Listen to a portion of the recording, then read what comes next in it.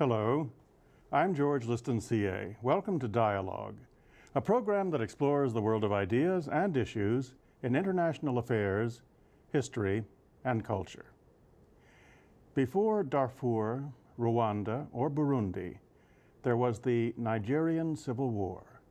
The bloodshed which followed the Biafran secession provided a horrific spectacle of uniformed troops acting brutally to subjugate and slaughter civilians.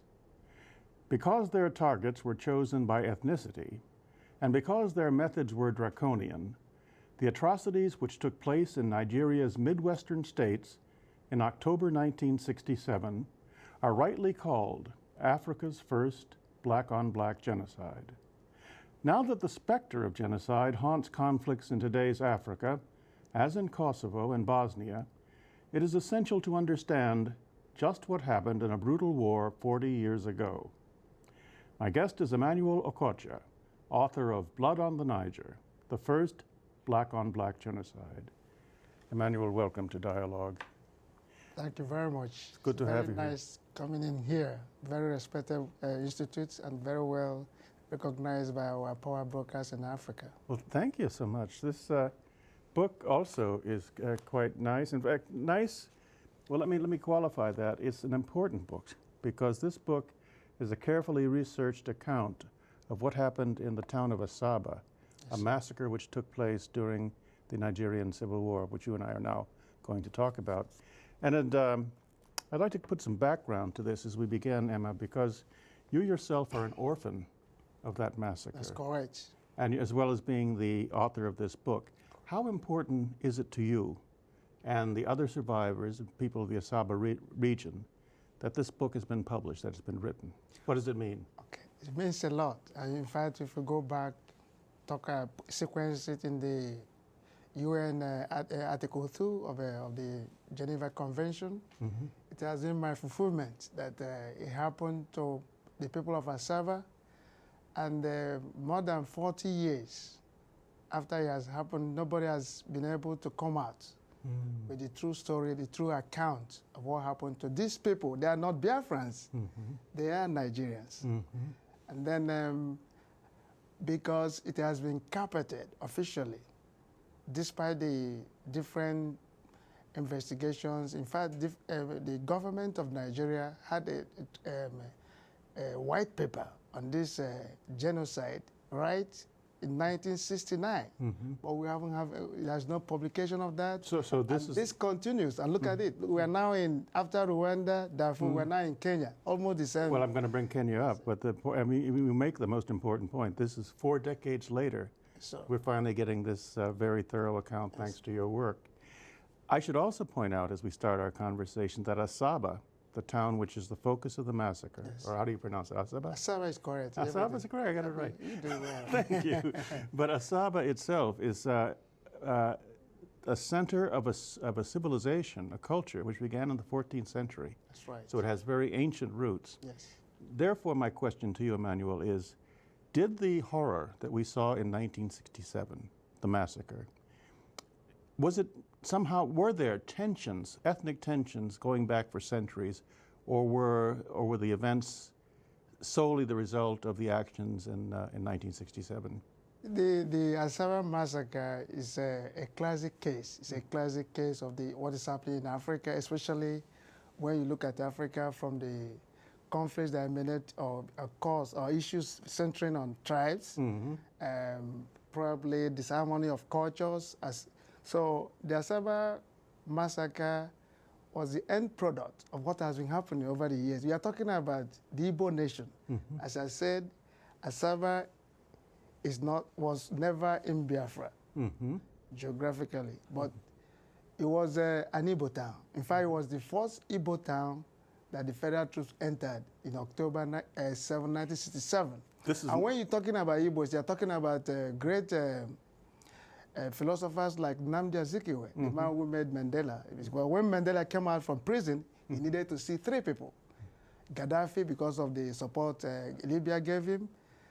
Fidel Castro of Cuba. Course. For reasons you know, the Cuban doctors, they have been all over in Africa, in Angola, I saw them.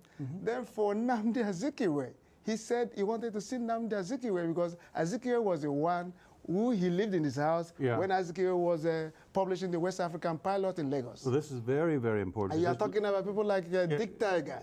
Even here in America, you're talking about the man who served the George Bush cabinet as the Assistant Secretary of Health that was in the cover of the magazine. Yeah, I know. So and the first black man who could have been the Pope, Cardinal Rinze. These are the Igbo history. A lot of talented people, this is clear. But now I want to reinforce something you said actually a minute ago, because Asaba, as you just pointed out, was not part of the Biafran secession. No.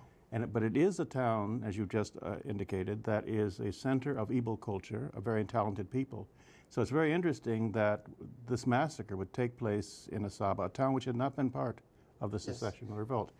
I think we're going to focus on that as we get in the conversation. I want to ask you one more background question, so to speak.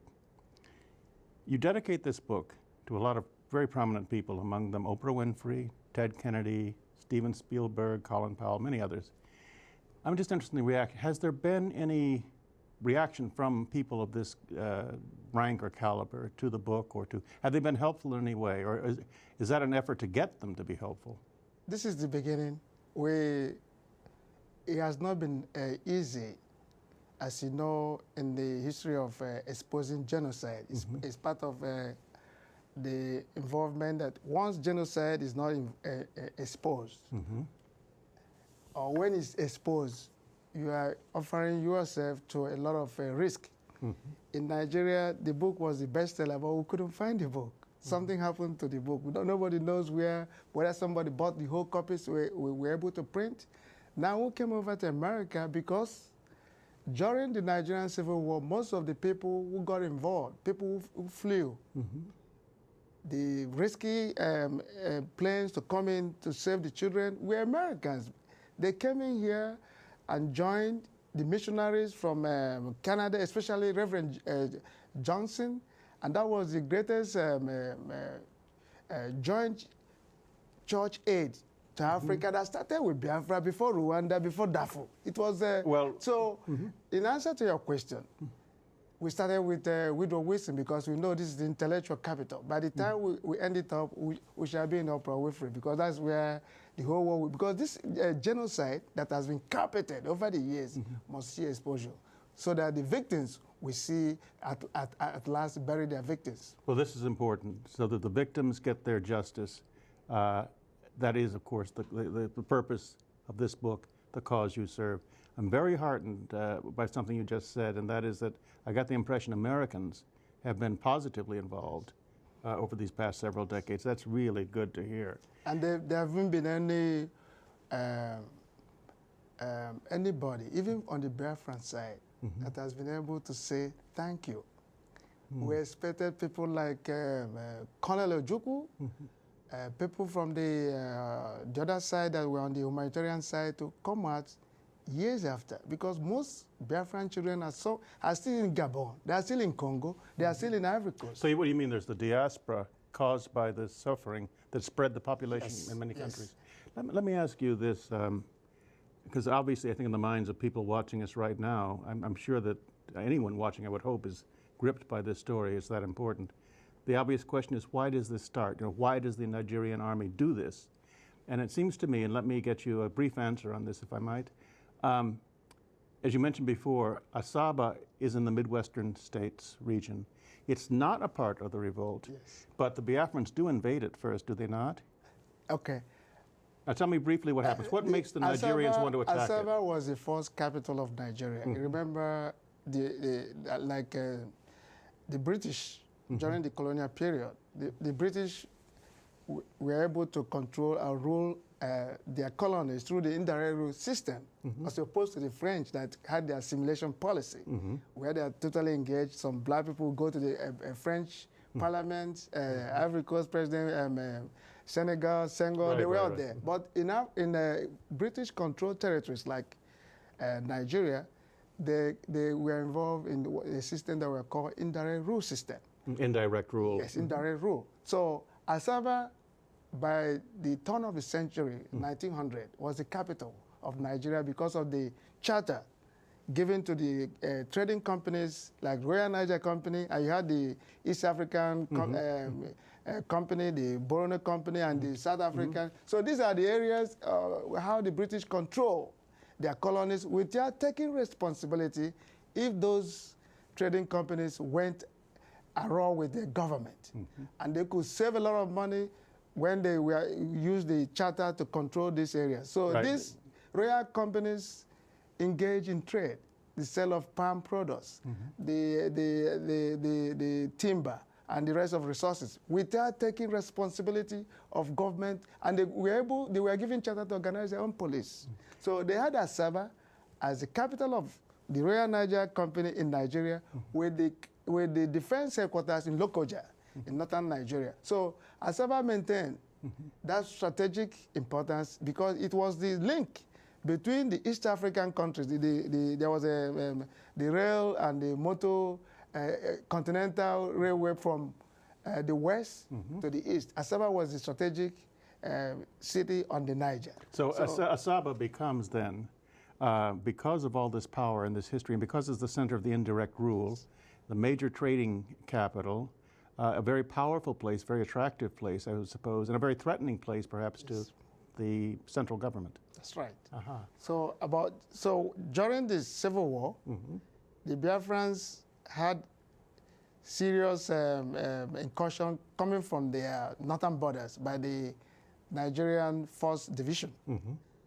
So in order to relax the advance of the federal troops and to Enugu and the northern fringes, they decided to invade the Midwestern states. Where Asaba is. Yes, and went all the way. They were almost taking over Lagos before the 2nd Division reorganized and they pushed them back. So on getting to Asaba, the first Igbo town, because the other areas were, and again, the leader of this 2nd Division, that later became the head of state, Brutality Mohammed, had his own mindset. So so our fulfillment that through the book, and even after we wrote the book, people didn't believe much. But the head of state, General Yakubu Gowon, came to Asaba to apologize to the people, but that's not enough. Well, okay, we'll talk about his apology in a moment, because that's the aftermath. And as you say, his apology after the fact wasn't enough. But I want to focus right now on the event. So the Biafrans have invaded and been pushed back. The Nigerian army comes through. They attack Asaba, and we get the massacre. Now, this massacre, which is obviously the principal part of this book, the reason you and I are talking, is striking, Emmanuel, for its brutality. And one of the book, I mean, there are personal testimony. You have here, this person's experience, that person's experience, so much of it. Many questions. One of them is this: why is that so brutal? I mean, it's more than just killing. They seem to be operating with a list of people to kill, and some of the killing is done in such a way as to make it as horrific as possible, amputating limbs and so forth, leaving people to be attacked by dogs. And why? Yes, because Asaba produced the premier of the then Midwestern state. In the name of Dennis Osadebe, a very learned lawyer. And Asaba controlled the bureaucracy of the Midwestern state because they had the advantage of going to school before the other groups. Asaba, as I was saying, also produced the leader of the January 15 coup, Major Chukwuma Zogu. And these are what was in the other, Brutality Mohammed's mind when he was approaching the town. And again, the people that came, why the genocide became so brutal and incomprehensible was that the people that came to welcome friendly federal troops who are supposed to protect them. Otherwise, they had the thinking to go over the bridge and go into safety in the Biafran hands. But they believed they were Nigerian citizens, and they expected troops to protect them. Let me repeat this, because this is the key, maybe the most chilling part of the book. As you point out, the Biafrans had been forced back. The people of Asaba are want to welcome the troops. And they give them a welcoming dance. There are parades, marches, all kinds of festivities. But that becomes a killing ground. That's right. That becomes the arena for death. The Aswish of Asaba, that's the worst of it. I mean, in addition to it being horrible, it's also an ultimate betrayal of the people's aspirations. It's a very ugly incident. And that is why after the massacre, there was no place, exactly, because when you look at remember the Ukraine revolution of 2 weeks ago, the graves were moving because there were a lot of people who were thrown in there, buried alive. In our own case, the graves were too many. There were not a lot of places to bury people anymore, so they threw them into the river Niger. Yeah. And that is where I coined the word from the book. There was blood on the Niger. Yeah. It's an parts of it read like a novel, and it also reads like a police report, because you have the names of a lot of people involved in this, in all the roles they played. And I want to emphasize this, because it does personalize the suffering. For example, there are a couple of incidents I want to point out. In one of many, these are men, women, and children being killed. There's a little boy, who is dying, and he doesn't understand it. He says, as he is dying, he says, "Is this death? Is this how people die?" Those are his last words. But as he is dying, a soldier rolls a truck over him. Just crushed his head. I mean, but those words are chilling. And then the act of, murdering him beyond what has already been done. It's just. And I want to add that probably I may not be able to write again. When I was writing all those lines and all those, especially the climax of the story on chapter 5, the dance of death, I don't know what happened to me. I've been reading this book. Sometimes I read it before coming here. I read it again. I couldn't believe I was the one writing, because I don't think I'll be able to have the inspiration or the passion to gather in the walls and express myself in so much passion ever. This is impossible to me. Anytime I go back to read the lines of this book, and then people are saying that we should forget this. I don't understand it. No, and up to now, the people of Asaba are so frightened. They are so still in stupor. They don't discuss this. Majority don't discuss this. Only few of us have taken the gauntlet, and we are going to go anywhere to make sure that this first genocide of black people is moved away from the carpet that it is also for now. That's why we're here, sir. The people who tell you to forget it are absolutely wrong. I mean, if you forget it, it's going to happen again. That's what the world has proven. I don't know if I have let me see if I have a moment at least to quote this. I mentioned the little boy who died. There's also an old man, Diokpa, and it reads like Greek tragedy. As they're killing him, he tells the soldiers, "Go ahead and kill me. Complete your murderous assignment. Do it. You're killing me. By my customs and traditions, the people lying on the ground are answerable to me." These are the other victims. "And I feed them from that exercise of authority over them. I called them out for this meeting. Having wiped them out, which you have done, life has no meaning to me any longer." The soldiers obliged him and killed him. Those words could come from Greek tragedy. Yes. They could be written by Sophocles.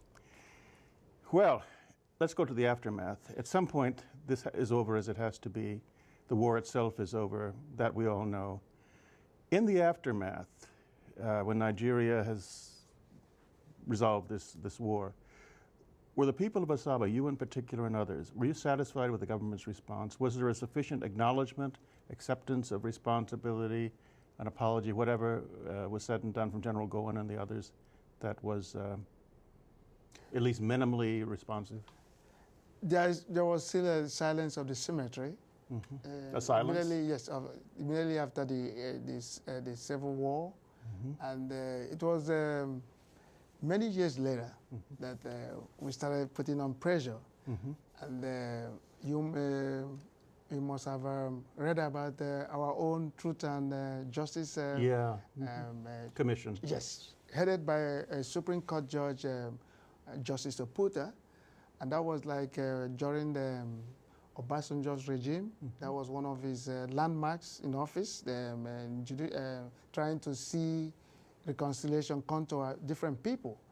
But as I'm talking to you now, I was the one that led my people's representation to that tribunal in Enugu.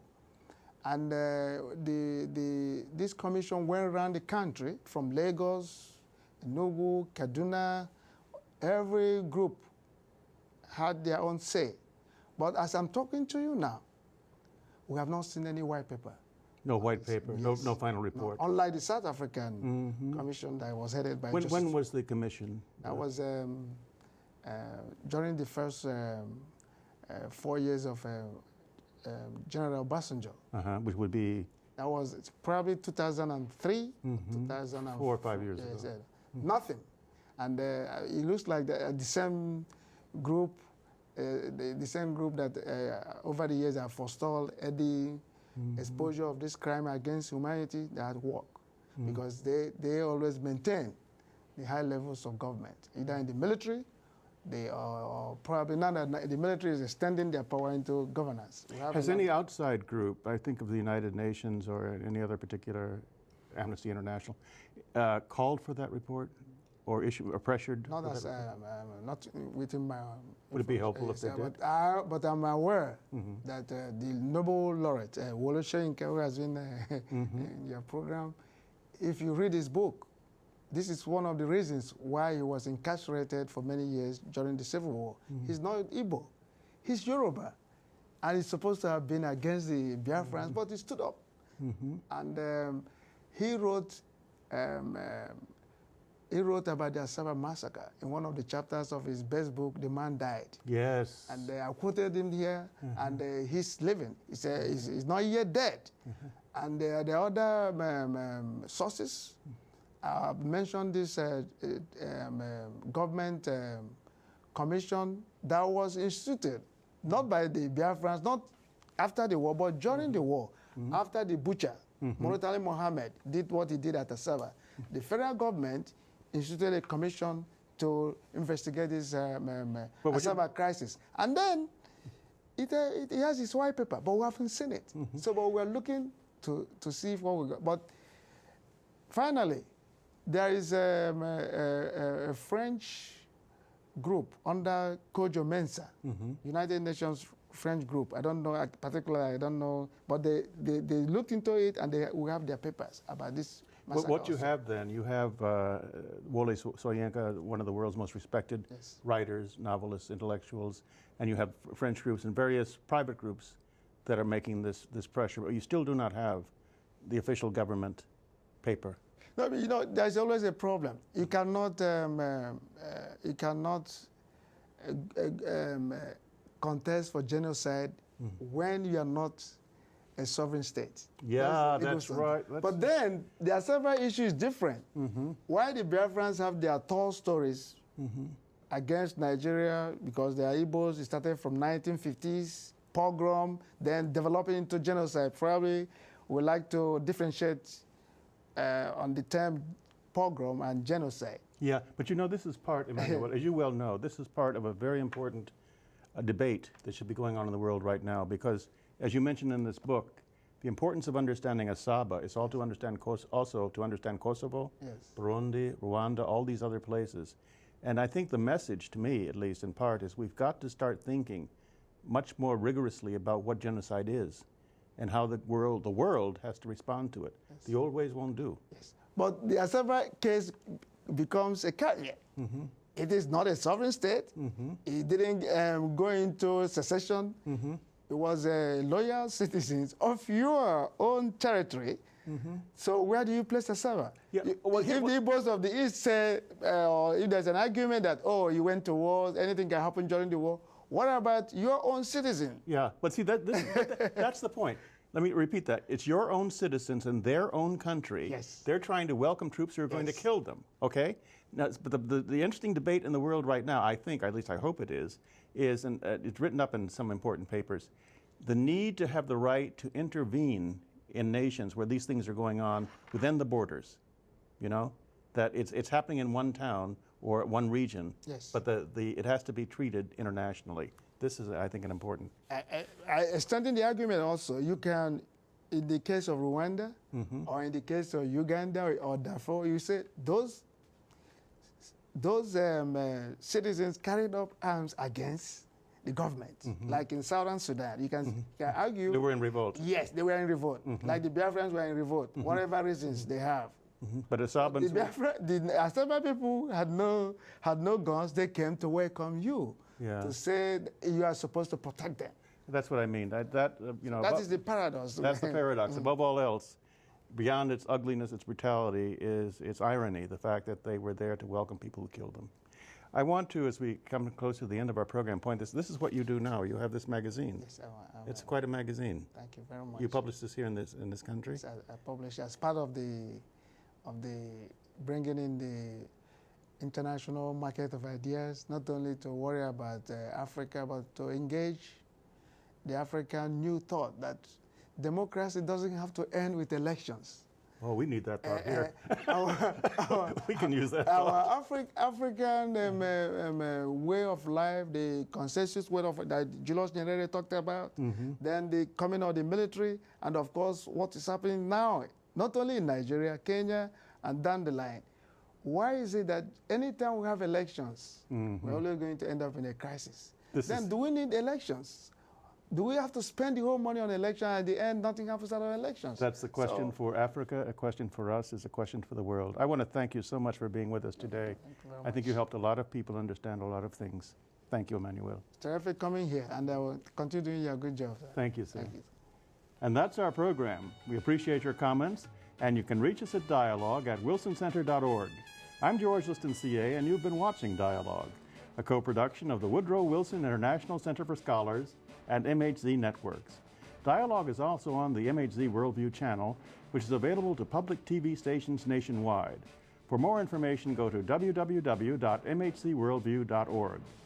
Please join us again right here next week, and thank you for watching this week. And Emmanuel Okocha, thank you so much.